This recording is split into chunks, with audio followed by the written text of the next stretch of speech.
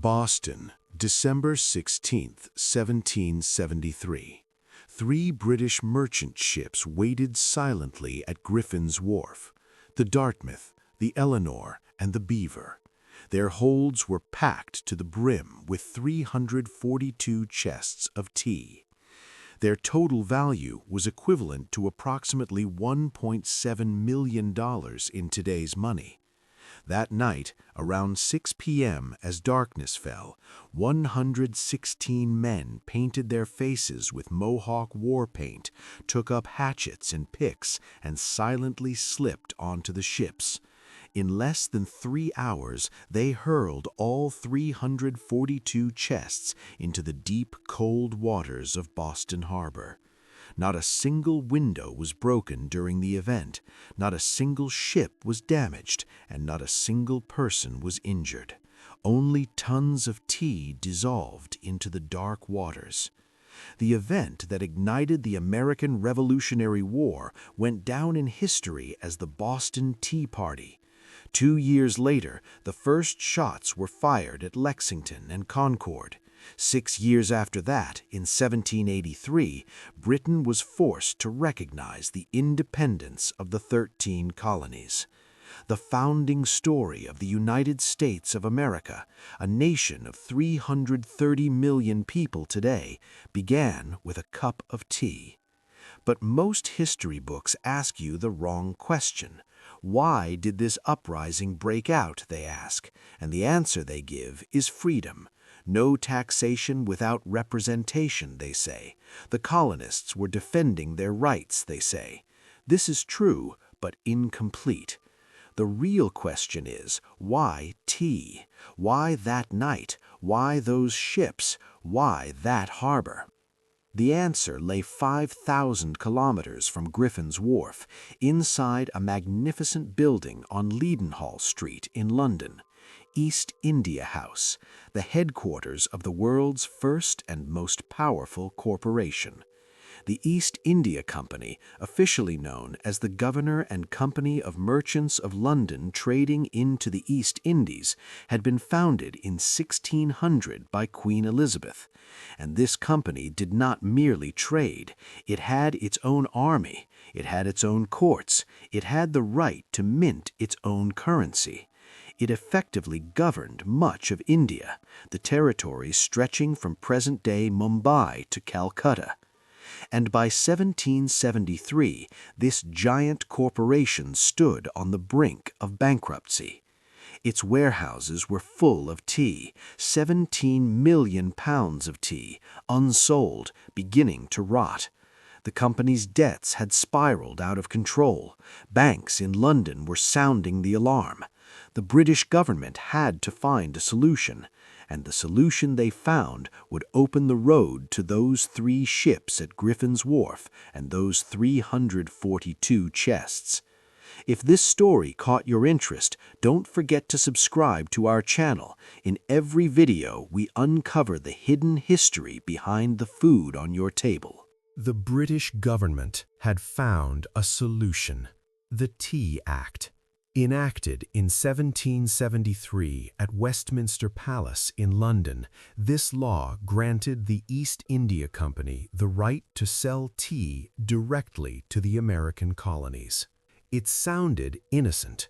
It even appeared to be good news for the colonists, because the law cut out the middlemen and lowered the price of tea. A pound of tea was now cheaper. On top of that, the 17 million pounds of tea sitting in the East India Company's warehouses would finally be sold. In theory, everyone would win.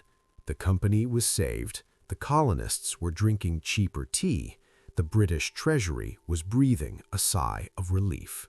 But when the colonists in Philadelphia, New York, and Boston saw this law, they rose up in fury. Why? Because it was not a matter of price, it was a matter of principle. For years, the colonists had argued that the British Parliament had no right to impose taxes without representing them. No taxation without representation. This slogan was written on the walls of taverns on Tremont Street in Boston. It echoed at public meetings held at State House Yard in Philadelphia. It was whispered around the tables of men gathering at midnight at Fraunces Tavern in New York. And the Tea Act directly defied this principle. Yes, tea had become cheaper, but the tax on it had still been imposed by the British Parliament without a single colonist representative being heard. Cheap tea was a trap, and the colonists were not going to fall into it. Moreover, the law granted the East India Company a complete trade monopoly. American merchants, men like John Hancock in Boston, who had spent years trading tea both legally and illegally, building great fortunes from this business, were cut out overnight. The company's tea was cheaper than theirs and now reached their customers directly. This was not merely a political crisis. It was a fight for survival by powerful businessmen, and these men had both the money and the motivation to organize the people.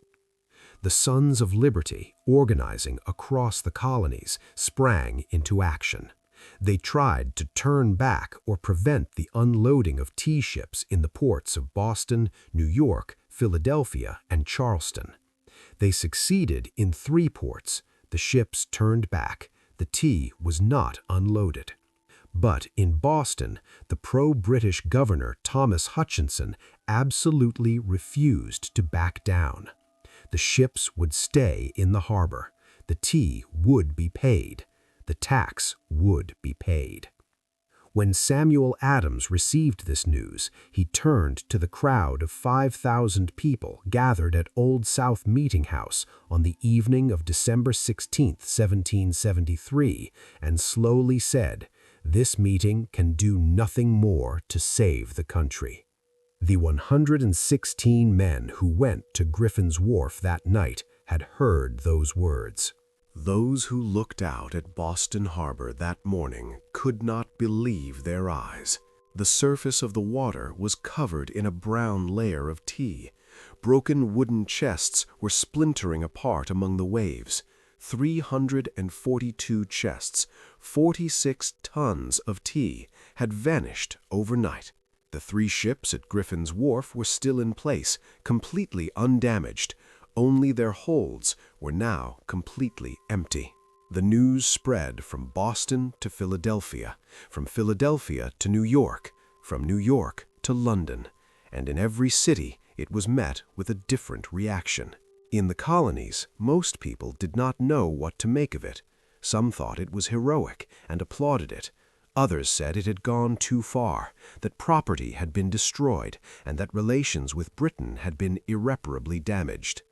John Adams, then still a young lawyer, wrote in his diary on December 17, 1773, "This is the greatest action that has ever been taken by this people.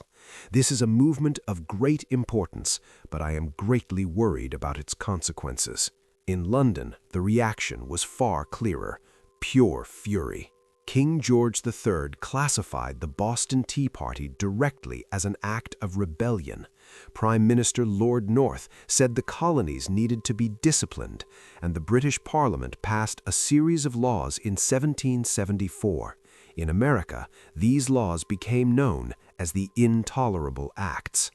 Boston Harbor was completely closed. The autonomous government of Massachusetts was suspended. British soldiers were deployed to the streets of Boston and forcibly quartered in the city's homes, inns, and buildings across from Faneuil Hall. The British government wanted to make a message. Boston would be made an example. The colonies would be brought to heel. But the exact opposite happened. The other colonies stood behind Boston. From Virginia, Pennsylvania, and Connecticut, food, money, and support flowed into Boston from every direction, and the First Continental Congress convened in Philadelphia in September 1774. 56 delegates from 12 colonies came together. This was the first organized political union in American history. A cup of tea brought 13 colonies to the same table. If you haven't subscribed to our channel yet, now is the perfect time.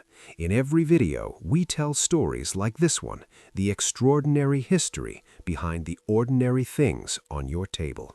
The 56 delegates gathered in Philadelphia had made a historic decision. A complete boycott of British goods had been declared. And at the center of this boycott was, once again, tea. Drinking British tea was no longer merely a consumption habit. It had become a political statement. In the colonies, drinking tea became a shameful act. Women began brewing linden and mint instead of tea. British tea was removed from the shelves of taverns. A small daily action, filling your morning cup, had become a political manifesto. But the real turning point had not yet arrived.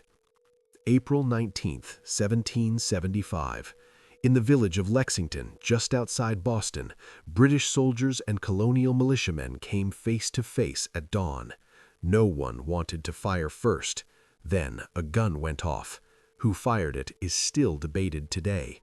But that bullet went down in history as the shot heard round the world. The same day, fighting continued at Concord. The American Revolutionary War had begun. 2 years later, France entered the war, on the side of the Americans. The French court in Paris had wanted to weaken Britain for years and did not miss this opportunity. The alliance treaty signed at the Palace of Versailles shifted the balance of the war. Then Spain, then the Netherlands. A small colonial uprising had transformed into a global power struggle. Britain was now fighting not just 13 colonies, but the great powers of Europe simultaneously. And on September 3, 1783, with the peace treaty signed in Paris, around that magnificent salon table, under the watch of French diplomats, Britain officially recognized the independence of the 13 colonies. The United States of America was born. The foundation of a nation of 330 million people today, the world's largest economy, had been laid that night at Griffin's Wharf. But the story does not end here. The legacy of the Boston Tea Party was not merely the independence of a nation. The action taken that night ignited one of the most critical debates of the modern world: popular resistance against corporate power. The East India Company, as the world's first multinational monopoly, was buying governments, commanding armies, and exercising sovereignty over continents. The colonists of Boston on that cold December night said no not just to a tax law, but to this entire system. The debates today about the monopolies, tax policies, and influence over governments of companies like Amazon, Google, and Apple actually began in Boston Harbor. Humanity's reckoning with great corporate power began at the moment when 46 tons of tea dissolved into the dark waters. And every time you look at the cup of tea in your hand right now, you are holding the last link in this chain. Don't forget to like the video and leave a comment. The more these stories are shared, the more people they reach.